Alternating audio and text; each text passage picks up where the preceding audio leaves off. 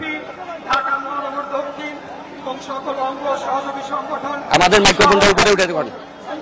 মূলত জনগণ আজকে আপনারা একটি প্রতিবাদ করতে ভাই একটু নিচে ধরিয়েন, এগুলো পাচ্ছে না। বৈরী আবহাওয়াতেও ঝড় বৃষ্টি গরম তুফান এত কিছু সহ্য করে আপনারা এখন পর্যন্ত এই আন্দোলনে সংযুক্ত আছেন। সেটার জন্য প্রথমেই আমি আমাদের নেতা বাংলাদেশ জাতীয়তাবাদী দলের ভারপ্রাপ্ত চেয়ারম্যান দেশ নায়ক জনাব তারেক রহমানের সাথে আমার এই মাত্র আসার সময় কথা হয়েছে। উনি আপনাদেরকে তার অন্তরের অন্তঃস্থল থেকে ধন্যবাদ এবং কৃতজ্ঞতা জানিয়েছেন। প্রিয় উপস্থিতিবৃন্দ, আজকে এই যে আন্দোলনটি আমরা শুরু করেছি, একটি পর্যায় পর্যন্ত নিয়ে আসা হয়েছে। আমি স্পষ্ট করে আপনাদেরকে বলতে চাই, এখানে কোনোদিনও আমার মেয়র হওয়ার, মেয়র শপথ নেওয়ার বা ক্ষমতা গ্রহণ করার উদ্দেশ্য অথবা মূল লক্ষ্য ছিল না। এই ঈদে জামা জুতো অ্যাক্সেসরিজের ডিসকাউন্ট। আমরা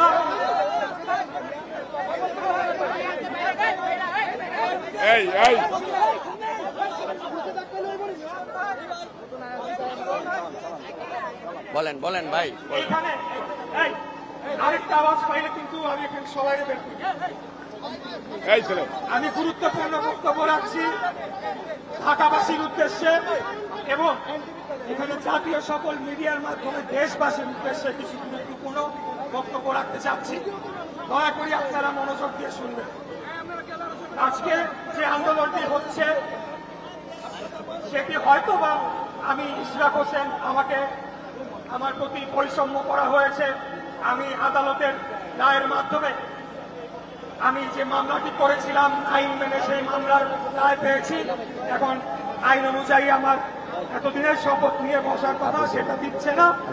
সেটার জন্য হয়তো বা আপনারা অনেকেই মনক্ষুণ্ণ হয়েছেন, এসেছেন।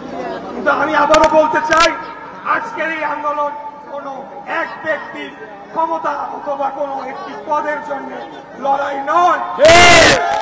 আজকের এই লড়াইটি নির্ধারণ করে দিবে যে এই বছর ডিসেম্বর মাসের মধ্যে আমরা আদৌ একটি জাতীয় নির্বাচন, যেখানে জনগণের সুষ্ঠু সঠিক ভোটদানের মাধ্যমে এবং সঠিক গণনা এবং ফলাফল ঘোষণার মাধ্যমে একটি জনগণের সরকার প্রতিষ্ঠা হবে। আজকে যে ঘটনাগুলো ঘটেছে ইতিমধ্যে আমি সবকিছুই মিডিয়ার কাছে বলেছি, আপনারাও দেখেছেন। আমি খুবই সংক্ষিপ্তে আপনাদেরকে পুরো বিষয়টা আজকে বলতে চাই, খুব সংক্ষিপ্তে, কিন্তু আপনাদেরকে বুঝে নিতে হবে। এই মামলাটি করা হয়েছিল 2020 সালের 1 ফেব্রুয়ারি আমার নির্বাচনের 30 দিনের মাথায় 3 মার্চ ইলেকশন কমিশনের যে ট্রাইব্যুনাল সেই আইনটি মেনে করা হয়েছে। দীর্ঘদিন যাবৎ কোনো প্রতিকার পায় নাই, দেশে আইনের শাসন ছিল না। উনি হাসিনার আত্মীয় মেয়র তাপসকে অবৈধভাবে রাত 1টার সময় জোর করে গ্যাজেট ঘোষণা করে বিজয়ী ঘোষণা করা হয়েছিল। যখন 5টা থেকেই আমরা বিভিন্ন কেন্দ্র থেকে ফলাফল পাচ্ছিলাম, আমি এগিয়েও ছিলাম। 6:15টার দিকে বন্ধ করে দেয়, রাত 1টার দিকে তখন এটা একটা বানোয়াট ফলাফল ঘোষণা করে। সেটাকে অবৈধ চেয়ে আমরা মামলা করেছিলাম এবং পরবর্তীতে সকল সাক্ষী প্রমাণ সবকিছু শুনানি শেষে আদালত কর্তৃক নির্ধারিত হয়েছে যে মামলাটি সঠিক ছিল এবং আমি বিজয়ী প্রার্থী হতে পারি আইন অনুযায়ী।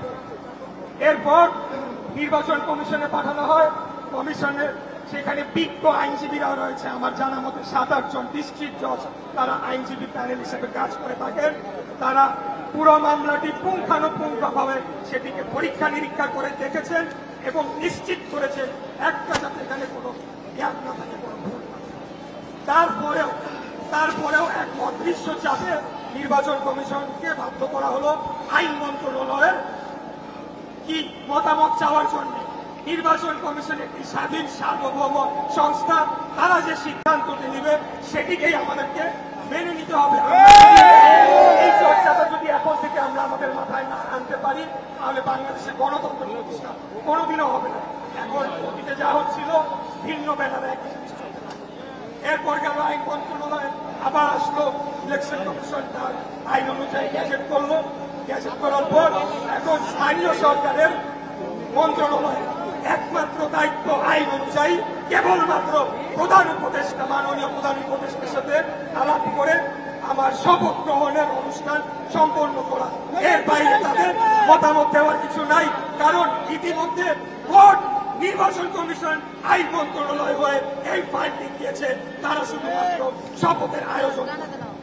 এরপরে আপনারা দেখেছেন একটি নতুন দল, যাদের ব্যাপারে আমি অত্যন্ত আশাবাদী ছিলাম। সত্যি কথা বলতে হচ্ছে, নতুন তরুণদের একটি দল প্রতিষ্ঠা হচ্ছে, এটা বাংলাদেশের রাজনীতির জন্য ভালো, আমাদের জন্য তরুণরা এগিয়ে আসুক।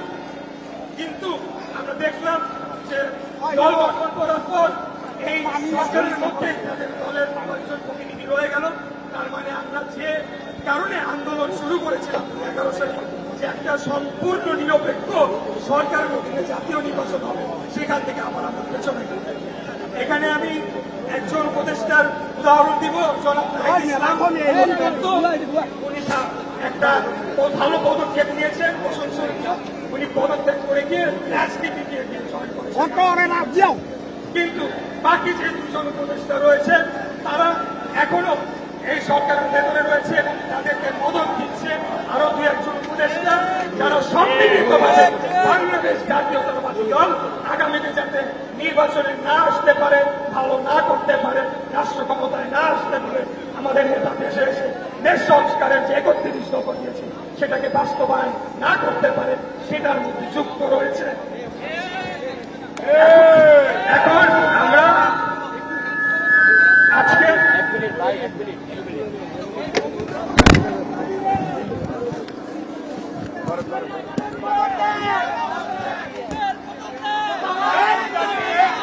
এই দাঁড়ান,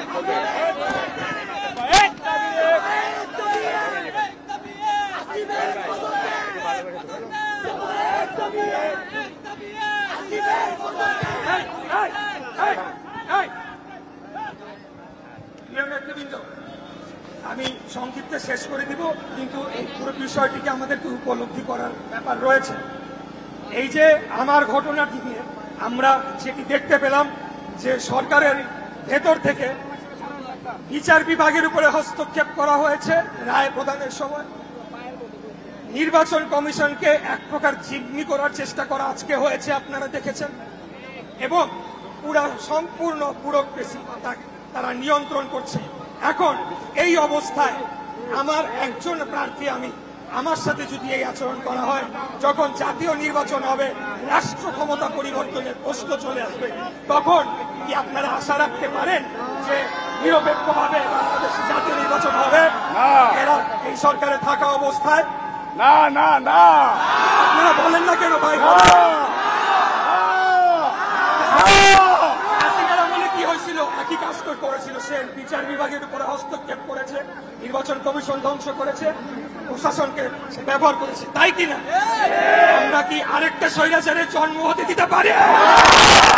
স্বৈরাচারের জন্ম এই বাংলাদেশের মাটিতে আমরা হতে দিব ইনশাআল্লাহ। আর যদি হয় হাসিনার যে পরিণতি হয়েছে, 17 বছর আমরা যেভাবে রক্ত ঘাম জীবন এক করে, জীবন দিয়ে খুন হয়ে মামলাকে জেল কেটে নির্যাতিত হয়ে খুনি হাসিনার পলায়নের প্রেক্ষাপট রচনা করেছিলাম, আমরা যে কোনো স্বৈরাচারকে যে কোনো সময় উচিত জবাব দেওয়ার জন্য প্রস্তুত রয়েছি।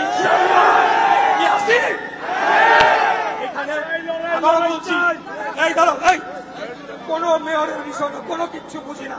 এখানে আমাদের রাষ্ট্রের যে মৌলিক রাষ্ট্র ব্যবস্থা, সেটার প্রশ্ন চলে আসছে এবং এই কর্মকাণ্ডের মধ্যে দিয়ে এই উপদেষ্টা যারা এটার মধ্যে জড়িত, সরকারের উদ্দেশ্য নির্দেশ ছাড়া তো অবশ্যই এই পর্যন্তটা আসতো না। উদ্দেশ্য সম্পর্কে আমরা জনগণের সামনে আজকে উন্মোচন করে দিলাম। এখন এরা কিভাবে সংশোধন করবে, কিভাবে তারা তাদের নিরপেক্ষতা ফিরে পাবে, সেটা তাদেরকে সেই পদক্ষেপটা নিতে হবে। এবং আমি ব্যক্তিগতভাবে মনে করি তার প্রথম কাজটি হচ্ছে স্থানীয় সরকার উপদেষ্টা জনাব আসিফ মাহমুদ সজীব ভুঁইয়াকে অবিলম্বে পদত্যাগ করতে। কথা বলছিলেন বিএনপি নেতা ইশরাক হোসেন।